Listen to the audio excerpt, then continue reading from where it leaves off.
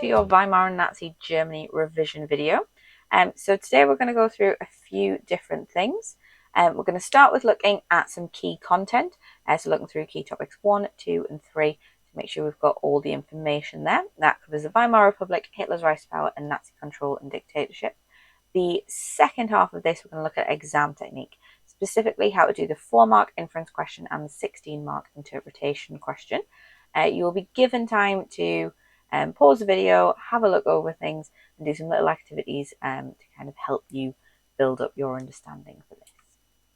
So I'm going to start with key topic 1, which covers the Weimar Republic. So when we join our story in 1918, Germany is not having a fun time.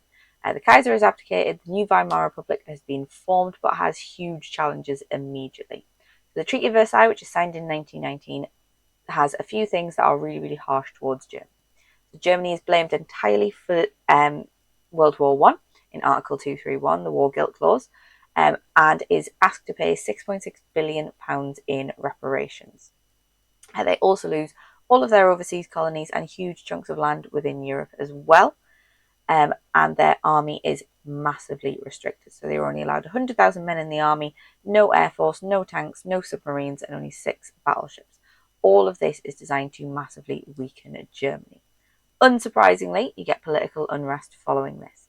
So you have left-wing groups like the Spartacists, which try and take power in 1919, which are stopped by right-wing groups like the Freikorps, and they then revolt against the government as well under Wolfgang Kapp in the Kapp Putsch in 1920. When we get around to 1923, things are still not going very well. Germany can't pay their reparations, they default on their payments, so France invades the Ruhr. As a result of this, the government needs to create more money in order to pay the workers who they ask to go on strike in the Ruhr so that the French can't take more value out of Germany. So what they do is they print loads of money, and that causes hyperinflation when money becomes worth less and less and less and less and less very, very quickly. Bread costs billions of marks, literally. This is terrible for people who have savings because the bank is not going to adjust the value of your savings based on inflation. Great for people who have debt though, because the bank is also not going to adjust the value for inflation. So suddenly you can pay your mortgage off for the price of a pint of milk. Recovery only comes about under Gustav Stresemann. Everyone loves Super Stresemann. He introduces the Rentenmark, negotiates the Dawes Plan and the Young Plan, helps Germany re-enter the international stage by getting them back, initially into the League of Nations. You get this boom in the late 1920s as well, the golden age of Weimar, where you have a rise of cinema, art, and sort of Bauhaus architecture. You could talk about Fritz Lang if you wanted to, if you ever got a question on this. They made a film called Metropolis. And you have a lot more sort of freedom in this time because people have a little bit of money to themselves again. So, take 3 minutes now. I want 3 reasons why the Weimar Republic faced challenges between 1919 and 1923. See if we can make 1 political, 1 economic and 1 social. Now the key thing here is I want reasons why they faced challenges, not what the challenges were. You can do that as well, that's a valid revision task. It's just not the one I'm asking you to do. Okay, so a couple of minutes, I'll meet you back here.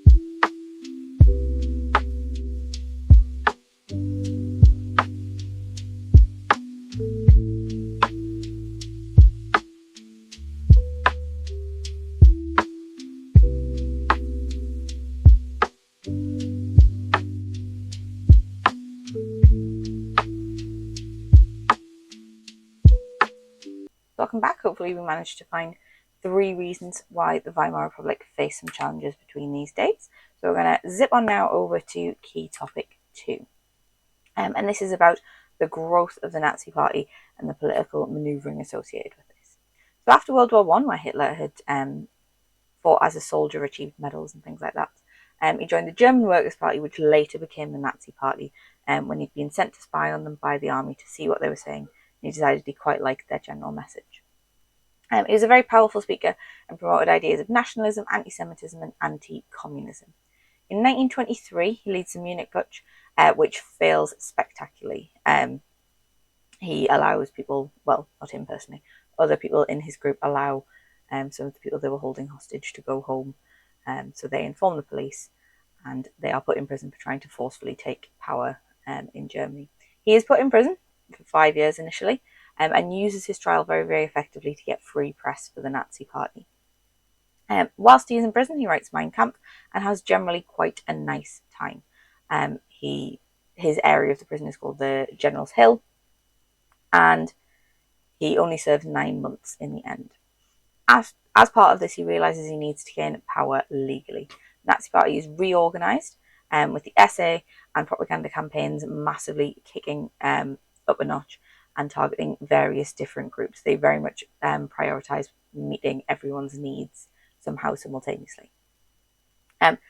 Still, by the 1928 election, they only win 12 seats, but everything changes after the Wall Street crash in 1929. So we have the Great Depression, we have huge economic struggles again, and Stresemann also dies in 1929. So we have huge unemployment, 6 million by 1933, and people start to turn to extremist parties. The Nazis promised jobs, stability, and national pride. So they demonstrate this through the SA, who seem very, very organised compared to the chaos of Weimar, and they offer work and bread. That's their sort of campaign slogan. And by 1932, they are the largest party in the Reichstag. And in January 1933, he is appointed Chancellor. And part of that comes from the Nazi Party's popularity increasing massively during this time. Another significant factor in this is a failure of previous chancellors. So Brüning, von Schleicher and von Papen all do a terrible job just before him, and Hindenburg puts Hitler into the position on the understanding that he thinks he'll be able to control him. So with Hindenburg as president and von Papen as vice-chancellor, they think they'll be able to control Hitler and get him to do more or less what they want. Obviously, this does not work. So we can take a couple of minutes now, get your notebook out again. Little paragraph, please. At least 2 reasons why did support for the Nazis increase after 1929. Okay, so think about the things we've just said. Think about our timeline of things that happen. Why did people suddenly start supporting the Nazi Party way more than they had in that election where they got just 12 seats? Take a couple of minutes now, and I'll meet you back in a second.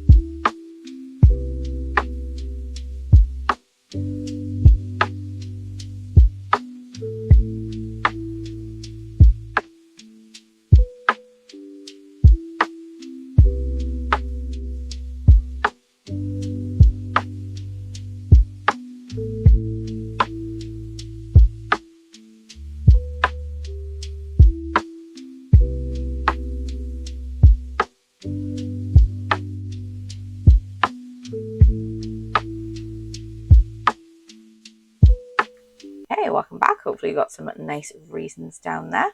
And we're going to jump forward onto key topic 3, Nazi control and dictatorship, 33 to 39. So once he is Chancellor, Hitler moves pretty fast. So there's the Reichstag fire in February of 1933, and he blames this on the communists. A guy called Marinus van der Lubbe, a Dutch communist, fully accepts blame for this. He is executed. And what this does is this allows him to pass the Reichstag fire decree, which sort of starts to skip some of the powers that would have limited what the Nazis were able to do, and also then gives him an excuse to pass the Enabling Act, which allows him to fully make laws without consulting the Reichstag. Opposition is completely crushed. Funds are confiscated from opposition parties and trade unions. And when Hitler starts to see his own SA as a threat, he carries out the Night of the Long Knives and has basically all of the leaders, particularly Ernst Röhm, killed. When Hindenburg then dies, Hitler is able to combine sort of the office of Chancellor and President into the role of Führer, and Germany becomes very much a police state. So you have the Gestapo starting to spy on citizens, people working as Gestapo informants. Children during this time are actively encouraged to snitch on their parents to the Gestapo.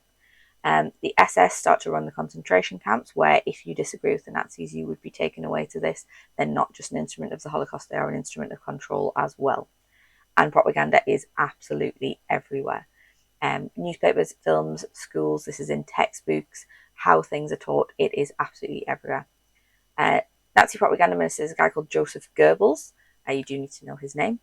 Opposition does exist during this time, so we have groups like the Edelweiss Pirates, and guys like Pastor Niemöller, who wrote a really wonderful poem about this particular time period. But it is very, very dangerous to resist the Nazis. As we've just said, if you oppose them, you get taken away to a camp, essentially.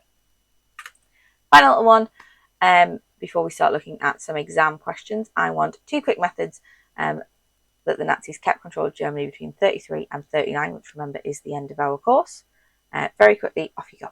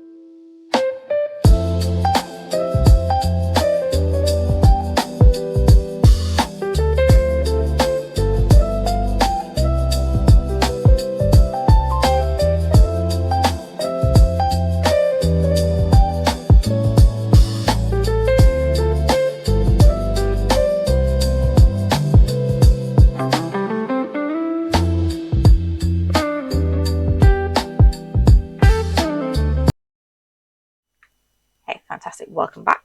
So we're going to move on and have a look at a little bit of exam technique here. So to start with, we are looking at question 1, which is a 4-mark inference question.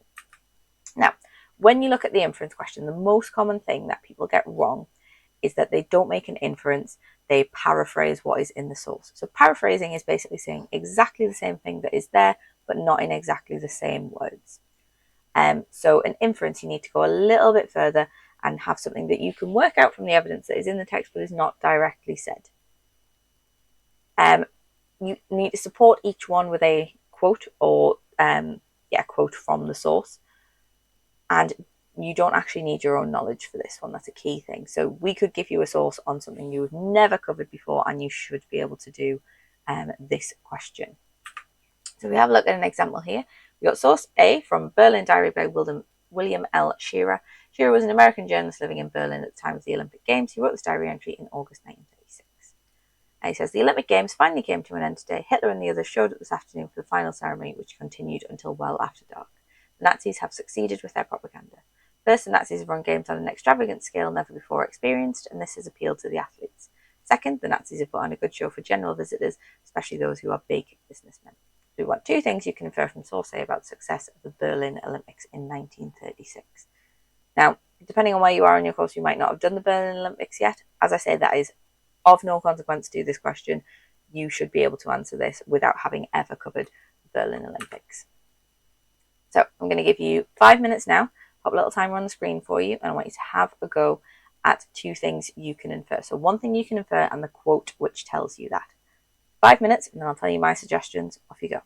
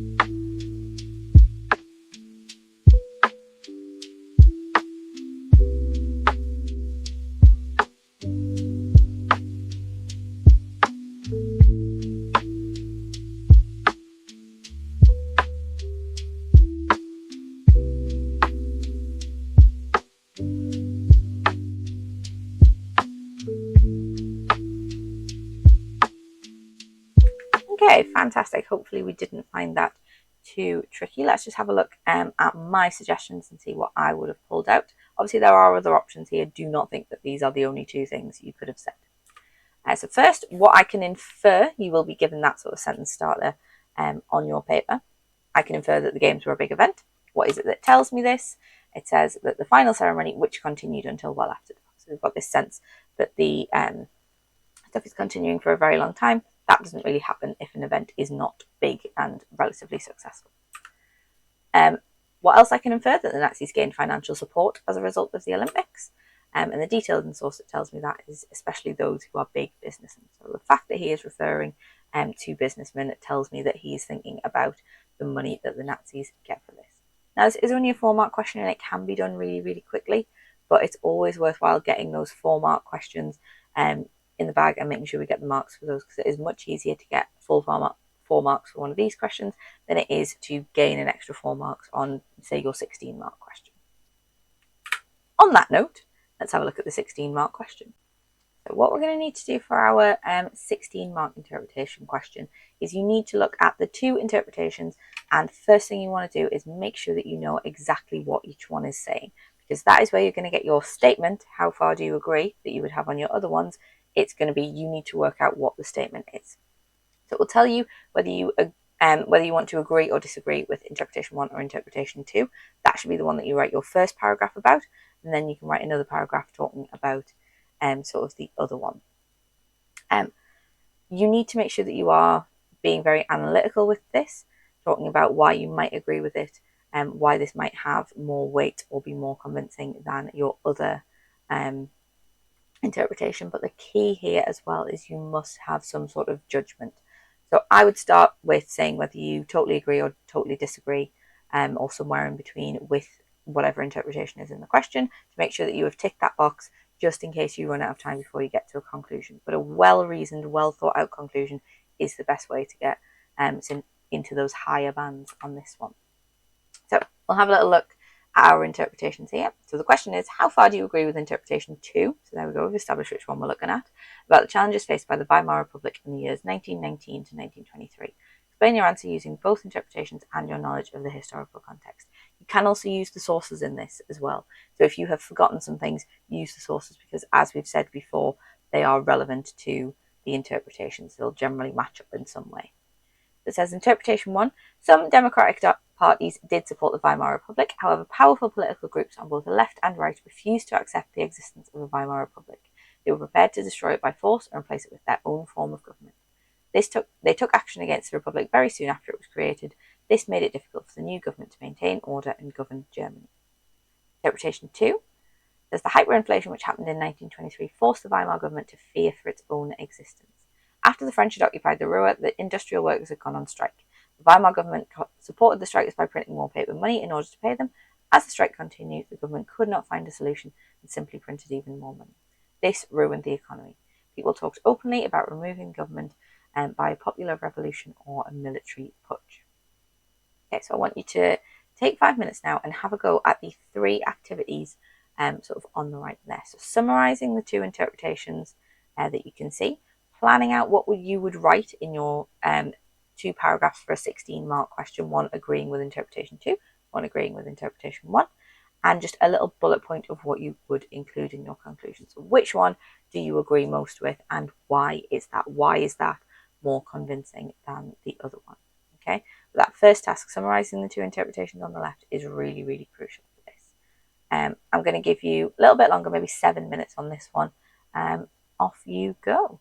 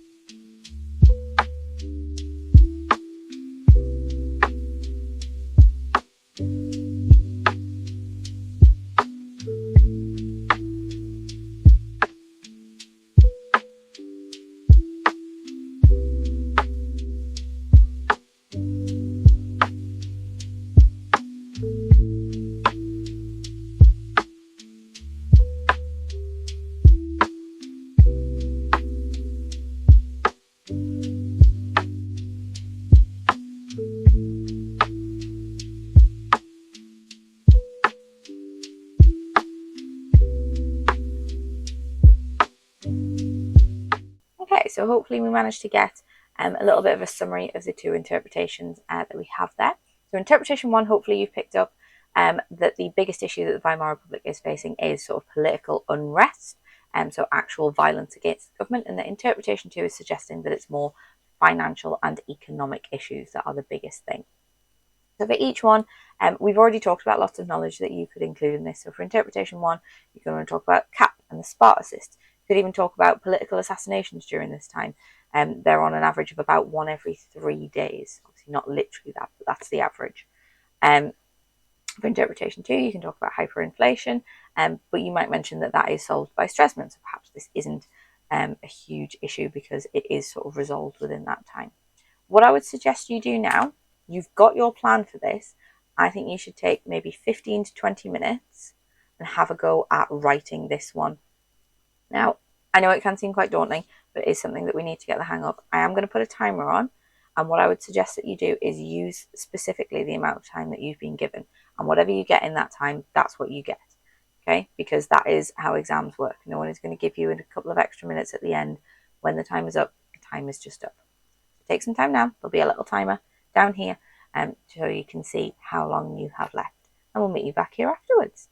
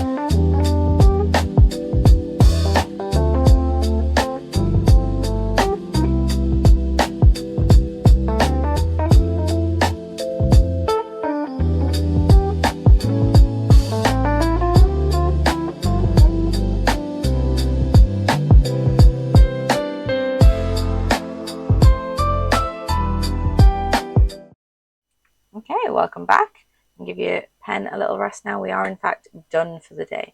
I really hope you found this useful and that you feel a little bit more prepared for any sort of Germany exam that you may be sitting anytime soon. Okay. Thank you very, very much for joining me. Hope your revision's going well, and we will see you all soon. Thank you very much. Bye.